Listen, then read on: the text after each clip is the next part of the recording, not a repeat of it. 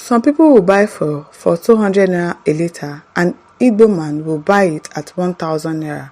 That is the problem. Abumchiko Okoye. And now to the news info. According to the report from the Sun National Coordinator, Take Back Nigeria Initiative TBNI, Abumchiko N. Okoye suggested that President Tinubu should prioritize the appointment of individuals who will focus on uniting Nigeria, reviving the economy, and promoting equality in foreign and international trade. Do you think he wants to do that? Do you think he wants Nigeria to be united? Or he wants to revive the economy? No, he doesn't want to do that. So I don't think he's going to listen to what you are saying. Prioritize economic. He's not yet ready to prioritize everything. He came there to steal his own share of money. He came there to have his name on the record that I was once a president of this country. He does not have any plans to make our economy better or to focus on uniting Nigerians. He doesn't have that in plan at all. He emphasized the importance of equitable efforts and shared sacrifices among all citizens, rather than preferential treatment for certain groups. Okoye noted that Nigerians' progress is hindered by disparities, citing examples such as different exchange rates for different tribes and unequal fuel prices. He urged the president to address these imbalances to foster unity and economic growth. According to Abumchiko Okoye, it is ideal that President Tinubu must appoint people who will help him unite Nigeria, who will help him salvage the economy and to work for equality in the management of foreign and international trade, because we don't need any preferential treatment. Sacrificing, you are sacrificing. Okay, if I'm working and you are working, if I'm sacrificing and you are sacrificing, that is how we can make a headway. But in a situation where some people will buy dollars at the cost of 400 naira and sell to one tribe at the cost of 1,000 naira, or some people will buy for 200 naira per litre and the Igbo man will buy it at 1,000 naira per litre, that is the problem. Is that really happening? I don't understand. Is it really happening that some people are buying fuel at a cheaper price and some tribes are buying it at a higher price? I don't think that is happening. No. Everybody is buying at the same rate. I don't think that. But the fact that you are saying that Mr. President should make sure that he fosters unity in this country, I don't think that is going to work, because he does not plan to unite Nigerians. He doesn't have plans to better the economic situation of this country. He doesn't. Tokunbo Lijadu says, he's replying to somebody, only a greedy, lazy, foolish person would agree to collect or ask for 30 years rent in advance. The economy is not stagnant, but the rent would have to remain stagnant all those 30 years, while other landlords may be able to raise their rent several times during those years if they need to. I don't know what landlord is brought into this issue. Ifeanyi says, and the Igbos are still living big and well despite all.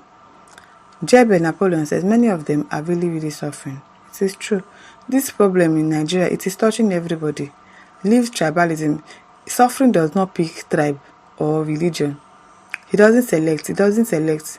If you are going to suffer, everybody is going to go through it. Everybody is going through the problems that we are facing in this country. Price has skyrocketed. Forget the fact that they have money.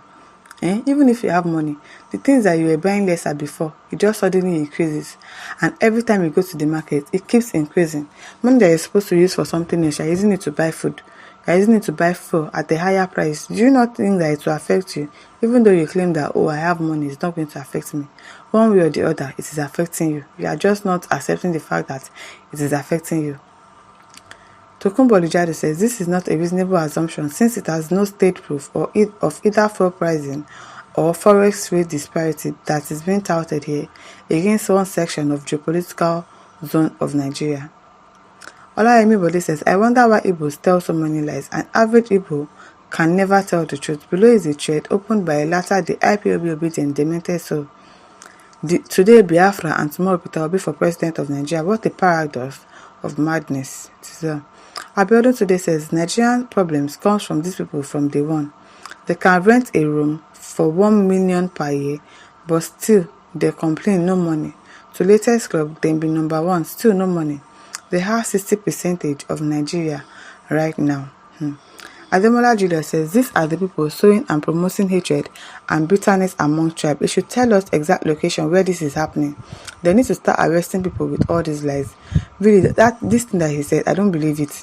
that some people are buying for 200 naira and Igbos are buying it 1,000 naira. No.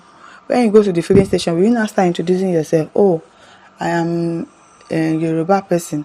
I voted for President Tinubu, so you have to sell for me for a cheaper price. No, that is not happening. That is not a lie. That is not a truth. That is a big lie. Oga Sohina says, big as you are still lying. Where did that happen? I wonder. It is a lie. It did not happen anywhere.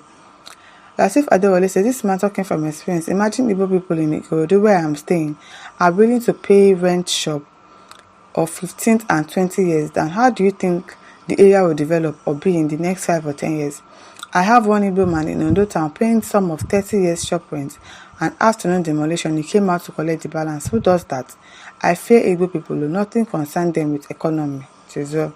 So you pay for 30 years rent now. So how would the landlord increase money if you pay for 30 years? I don't understand though. With the way the economic situation is increasing. Of course, I know that some landlords, it is okay if they want to increase money, but some people, they will increase it and not think about the other person, that where do you expect this person to get money from? Even if you want to increase your house rent, nobody is saying you should not increase it, but at least put the person in consideration, because whatever it is that you are going through, that person is also going through it. So you mind the way you increase your rent. But imagine somebody that has paid 30 years rent down.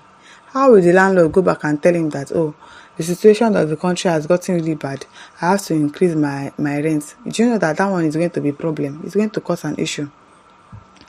And Abisi Kayode says the issues of Igbos want to go on their own is a simple logic. If they are serious or ready to go, just call all your tribe people living in every other state to pack their luggage and come home. If they can answer that call, including all your senior brothers and sisters in government offices, every other tribe will understand your seriousness. Themselves will pack out from your side. Government self will understand what you want without war. But all this your social media Biafra, it will not help. Okay now. Ogushi Pascal said, I don't want to insult, but this statement is nonsensical. You think only Igbos can survive in this country?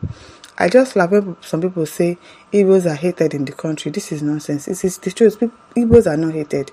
If they are hated, it is probably the politicians and even their own people say that are contributing to whatever it is that they are going through. Nobody hates Igbos in this country. We love ourselves in this country. It is our politicians that is always sowing the seed of hatred between us. Because imagine Igbos are marrying Yorubas every day, every Saturday, in every 10 weddings, maybe like 5, it is intertribal marriage. So what are we saying? That we hate ourselves? We hate ourselves? It is a lie. We don't hate ourselves.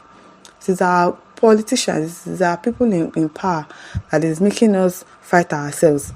They are always deceiving us with tribalism, with religion all the time, and we always fall for it. We need to change that thought. We need to change that thought process and don't allow these politicians to always sow a seed of discord between us every time there's an election. We should not allow them to win. Come 2027, we should not allow them to use tribe or religion to deceive us in 2027. We should know that this is their normal tactics, and this time around, it is not going to work. My listeners, over to you. Leave your thoughts in the comment section. Don't forget to like, to share, and subscribe. Thank you for listening. See you some other time. Bye.